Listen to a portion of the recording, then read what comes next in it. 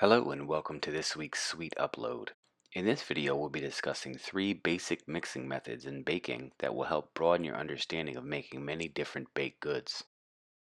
The term mixing method can be defined as the procedure in which a dough or batter is mixed. The way the ingredients are incorporated together will determine the outcome of the final product. By having a solid understanding of these methods, basic products like cookies, muffins, and biscuits will become second nature no matter what source you get your recipe from. You will notice that recipes for these products tend to follow the same set pattern of mixing during preparation. This is what we refer to as method during our discussion. Have you ever made chocolate chip or oatmeal or peanut butter cookies and noticed that the instructions for the cookies on the chocolate chip bag are incredibly similar to the instructions on the oatmeal container? This is because most styles of drop cookie use the exact same mixing method. By learning these simple processes, you can make an infinite amount of different products. The 3 methods we will be focusing on today are muffin method, biscuit method, and creaming method. Each have different steps and can produce a wide variety of products such as quick breads, cookies, and cakes. The main difference in mixing is how the fat is incorporated into the product. This will help determine the final consistency and mouthfeel of a particular product. Let's start by examining the muffin method. Muffin method can be used to mix a variety of different products, including muffins, different quick breads such as banana bread, zucchini bread, and some styles of cakes. Modified versions of this method are used to make pancakes and waffles as well. As with each method we're discussing today, it's best to first consider the fat that is used and its consistency. Muffin method will use a liquid fat such as oil or a melted solid such as butter. It's also one of the most simple mixing methods and is very quick to complete. Mixing by hand for small batches is actually preferred for this method. You'll achieve the best results if the liquid and dry ingredients are at the same temperature.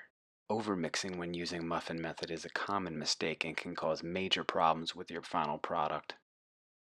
Here are the 3 simple steps to muffin method. First, whisk together all of the wet ingredients. Next, sift together all of the dry ingredients. Finally, combine the 2 mixtures just to hydrate the dry ingredients. The batter should remain lumpy. Let's go over some important key points. Sugar can be considered a wet ingredient in muffin method because the sugar will partially dissolve into the other wet ingredients. This is a completely subjective practice, and you will find recipes that will call for sugar to be combined with the wet ingredients, as well as recipes that will call for sugar to be combined with the dry ingredients.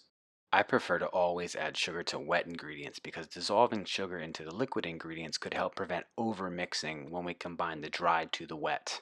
Another important key point is to use a rubber spatula when combining the dry and wet ingredients. This will help prevent the addition of unwanted air into the batter, which could lead to tunneling or irregular crumb structure. The last and most vital key point to muffin method is not to overmix the batter. It should remain lumpy after hydrating the dry ingredients. It's common for a beginning baker to overmix this type of batter because when first encountering a lumpy batter, it does not appear to look correct, but I assure you it is absolutely necessary in this instance. On a rare occasion, you may come across a recipe that will state to whisk batter until smooth. While this modification may be used in some products like crepes, the usual practice for muffin method will be for batter to remain lumpy. Remember, overmixing will cause excessive air in the batter, leading to tunneling in the final product.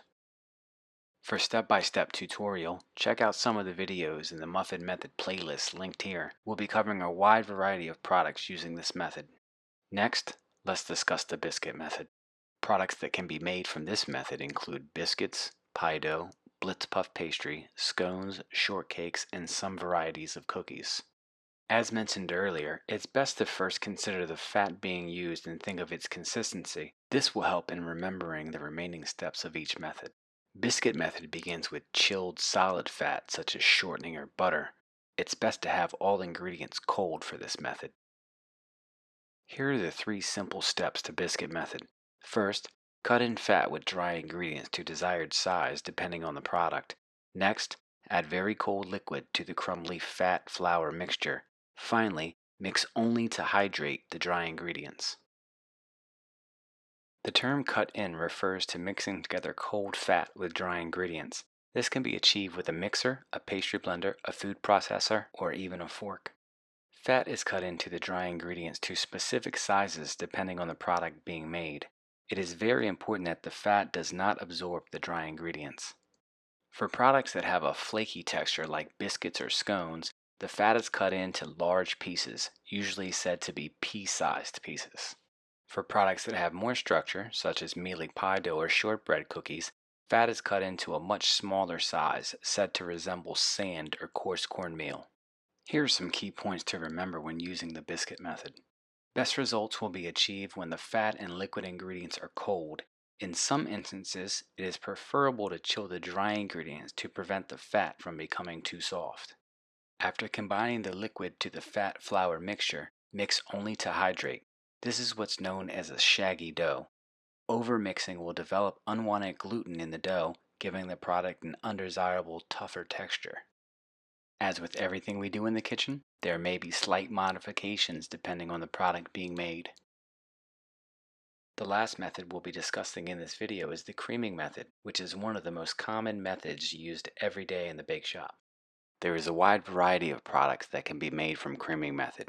These products include cookies, cakes, cheesecakes, tart dough, a variety of quick breads, and also some icing and filling varieties. Be sure to check out the creaming method playlist for tutorials of specific creaming method products. Creaming method begins with soft, solid fat such as butter or shortening. Leaving butter at room temperature for several hours is the best way to soften. It is recommended that you do not heat the butter to soften it. Doing so can result in overheating and be detrimental to the creaming process.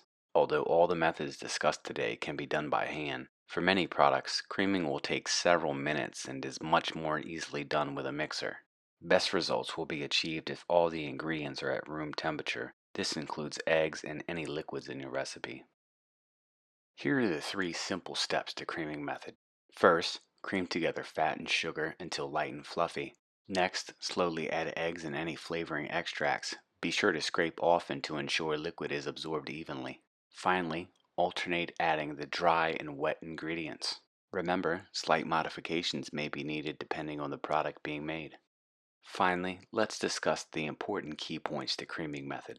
When you think of the term creaming, some specific points should always come to mind. First, creaming always begins with soft fat and sugar being mixed together with the paddle attachment. Creaming is best performed at slow speed to ensure proper mixing, sugar breakdown, and air cell development. The amount of time creaming takes place will depend on the product being made. Slight modifications may come into play no matter which mixing method you use. And there you have it. That sums up the key points to the 3 basic mixing methods. Having a good understanding of these techniques will prove invaluable as you explore more complex products. This is an excellent starting point. If you found today's lecture informative, be sure to give it a thumbs up. And for more weekly tutorials, don't forget to subscribe to the channel. If you have any questions about the material in this video, let me know in the comments section. Thank you for watching, everybody. As always, be well, be safe, and I'll see you next week for another sweet upload.